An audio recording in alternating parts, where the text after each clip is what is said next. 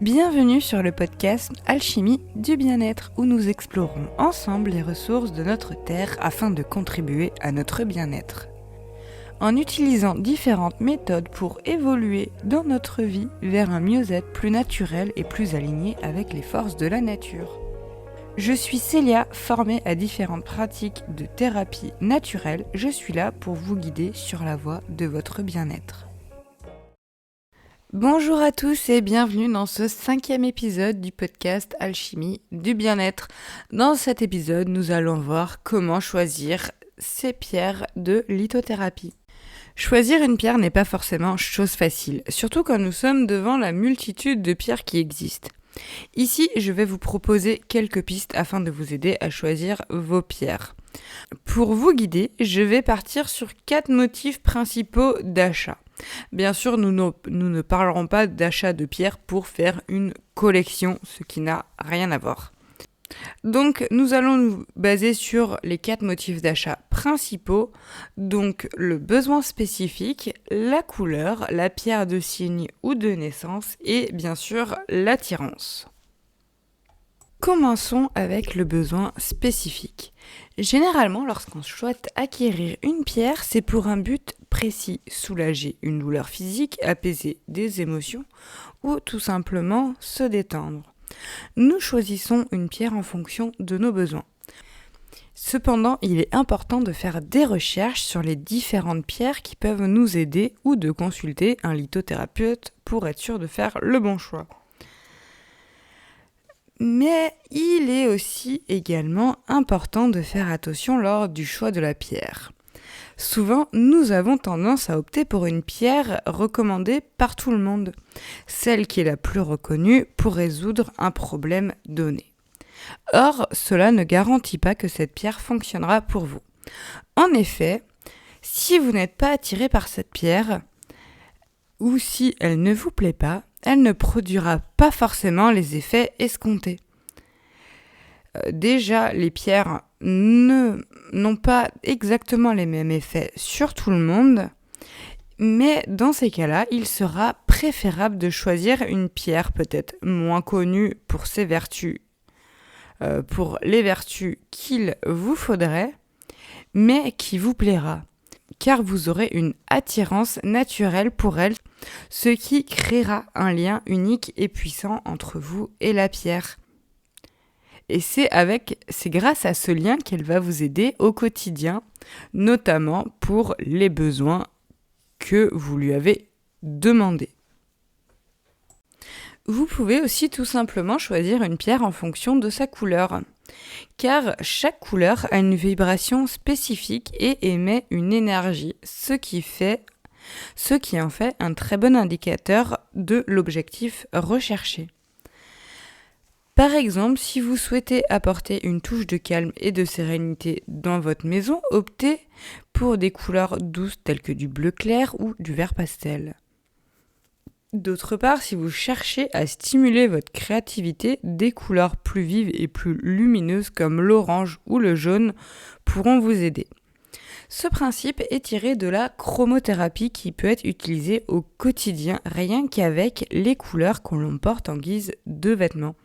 Si le sujet vous intéresse, je pourrais vous en proposer un épisode un peu plus poussé sur le sujet car il a été largement étudié par la science ces dernières années.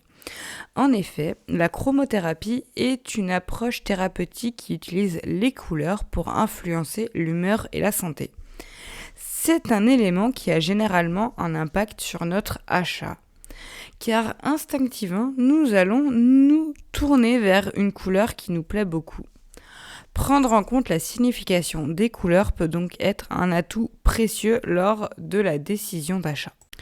Sachant que la couleur, en fonction des couleurs qui vous plaisent ou non, il faut savoir que les couleurs ont une influence sur votre personnalité, ou votre personnalité a une influence sur les couleurs que vous aimez ou non. À titre d'exemple, je suis quelqu'un qui aime beaucoup le vert et qui n'aime pas trop le bleu. Alors il faut savoir que le bleu sera en raccord avec tout ce qui est expression. Et il faut savoir que je suis quelqu'un qui a un énorme blocage au niveau de l'expression. Tout ce qui est prise de parole, etc., c'est vraiment assez compliqué pour moi, surtout de manière spontanée. Déjà avec le podcast là, je fais quand même un gros travail sur moi-même, même si c'est quelque chose qui me plaît beaucoup. J'avoue que ce n'est pas quelque chose des plus faciles. Après, il faut savoir que ma couleur préférée est le vert. Et le vert, il sera pas très recommandé. C'est une couleur qui ne sera pas très recommandée dans le cas où on a souci d'expression avec ses émotions et ses sentiments. Donc voici un petit peu à titre d'exemple du coup avec moi, comme quoi les couleurs peuvent influencer et comme quoi votre personnalité façonne les couleurs que vous aimez ou non, ou peut-être l'inverse. Donc je vais vous donner quelques notions des couleurs afin que vous puissiez être guidé dans vos choix. Il faut savoir que si ça vous intéresse, je pourrais pousser un épisode vraiment plus sur le sujet de la chromothérapie et pourquoi pas de faire des fiches, peut-être pas en épisode, sur chaque couleur, à voir si ça vous intéresse, mais je trouve que c'est vraiment un sujet très intéressant qui est vraiment à creuser. Donc commençons par le bleu. Le bleu sera idéal en cas d'excès de chaleur. Il est calmant, soulage l'anxiété et stimule l'intuition. Il favorise la communication, l'expression personnelle, le courage et aide à rester en mouvement. Le violet est une couleur de croissance spirituelle. Elle favorise la compréhension et le discernement ainsi que l'activité du cerveau. De plus, elle encouragera les services altruistes.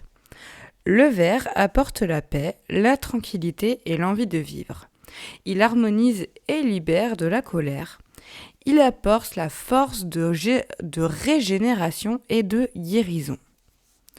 Le rouge, couleur de la passion et de la créativité, il apporte force, vitalité et courage.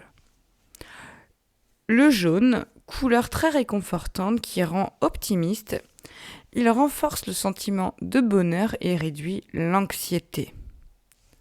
Le orange, c'est une couleur très stimulante qui apportera de la joie, de la bonne humeur. Elle apportera aussi vitalité et aidera à l'affirmation de soi. Le rose apportera réconfort et soulagera l'anxiété. Il dissipera le chagrin et encouragera au pardon. Le marron sera idéal pour travailler l'ancrage. Il absorbe les énergies négatives. Le noir est une couleur stabilisante qui favorisera la concentration, l'ancrage et le travail d'introspection. Le blanc ou le transparent sera plutôt pour l'intuition. Il favorisera la clarté et la conscience supérieure. Maintenant, la pierre de naissance ou la pierre de cygne. Alors, beaucoup de personnes souhaitent acheter une pierre de cygne ou du mois de naissance. Il faut savoir que personnellement, je ne suis pas du tout adepte de cette technique. Je vais vous expliquer pourquoi. Commençons avec la pierre de cygne. Il faut savoir qu'il existe une multitude de pierres qui s'entendent bien avec votre signe astrologique. Parmi cette multitude de pierres, si vous ne souhaitez pas forcément une action précise, vous aurez beaucoup de choix. Certes, il reste intéressant de choisir une pierre compatible avec son signe astrologique si vous cherchez une action précise, mais du coup ce sera plus vraiment juste une pierre de cygne. Mais si vous cherchez juste une pierre de cygne et que vous la choisissez juste parce que elle est compatible avec vos signes astrologiques, elle ne sera pas forcément adaptée à vous. Ce n'est pas parce qu'une pierre est compatible avec votre signe astrologique qu'elle vous aidera davantage, sachant que pour les pierres de cygne, on parle uniquement de pierres de cygne solaire. Il ne faut cependant pas oublier le signe lunaire ou l'ascendant par exemple. Et tout le reste de la carte du ciel si vous souhaitez baser votre choix de pierre sur l'astrologie. Selon moi, si vous voulez une pierre vous correspondant astrologiquement parlant, il faut vous tourner vers un astrologue qui connaîtra les pierres. Car on ne peut pas dire qu'on choisit une pierre astrologiquement parlant, juste avec son signe solaire. Vraiment, je pense que c'est vraiment quelque chose d'intéressant de choisir une pierre en fonction de sa carte du ciel, de son signe astrologique, de son signe lunaire, etc. Mais il ne faut pas le baser uniquement sur le signe solaire, car cela n'a pas de sens à mes yeux. Et il y a tellement de pierres qui sont compatibles avec votre signe solaire que ce ne sera pas forcément une bonne méthode de choisir. Bien sûr, cela peut apporter un plus si vous choisissez une pierre en fonction d'une vertu précise. De naissance ou pierre de mois. Il existe différents systèmes de correspondance qui varient selon les sources sur Internet. Il serait intéressant d'étudier l'origine de ces pierres. J'avoue que j'envisage d'en faire un épisode complet car leur origine est liée aux pierres de signe originelles. Dans ce système de pierres de naissance, on compte une pierre par mois. Vous pouvez chercher les correspondances sur Internet. Il y en a sur à peu près tous les sites qui parlent de lithothérapie. Bien que trouver la correspondance avec votre mois soit plus simple que pour les pierres de signe, il y a quand même quelquefois quelques variations au niveau des pierres associées au mois. Je trouve que ce ne sera pas aussi forcément une pierre qui vous correspond, car déjà, selon si vous êtes né au début ou à la fin de mois, votre signe astrologique ne sera pas le même. Donc, du coup, ça aura quand même une influence. Et ce n'est pas parce que vous êtes né un mois que la pierre liée à ce mois vous correspondra forcément. Et il faut se rappeler aussi que les mois sont une création purement humaine. Est-il donc logique du coup de s'y reporter pour trouver une pierre qui est censée nous aider ? Je ne sais pas. Sachant que c'est un choix très personnel et que les pierres, selon les mois, c'est quand même quelque chose de très vaste. Après, il existe plusieurs tableaux de correspondance qui vont varier en fonction des origines. Ça pourrait aussi être intéressant d'aborder le sujet plus en profondeur, car il existe plusieurs tableaux de correspondance. En dernier point, on aura l'attirance. Généralement, quand on souhaite acheter une pierre, sans savoir laquelle, ou même avec l'intention d'acheter une pierre précise, il y aura toujours une pierre qui nous attirera. Même si la couleur ne nous plaît pas forcément, même si nous la trouvons pas forcément jolie, il y aura cette attirance inébranlable. Sans savoir pourquoi, elle va nous murmurer « Prends-moi avec toi ». Généralement, si il vous arrive d'avoir cette attirance, ce n'est pas pour rien. Car c'est clairement la pierre qui vous sera utile sur le moment. Même si on ne sait pas forcément pourquoi, la prendre serait vraiment quelque chose de très sensé. Même si votre mental va vous dire non, vous n'êtes pas là pour la prendre, etc. Si vous avez les moyens de vous l'offrir, offrez-la vous, car ce sera une pierre qui vous fera du bien sur le moment présent.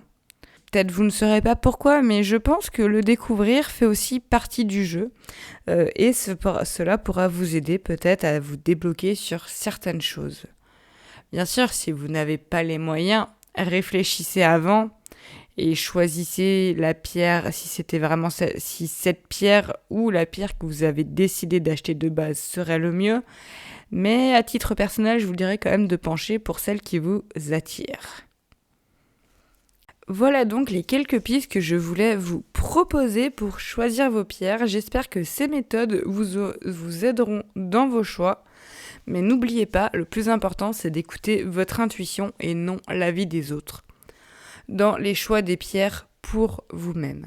Bien sûr, des conseils sont toujours bons à prendre, surtout par exemple pour prendre soin des pierres, etc.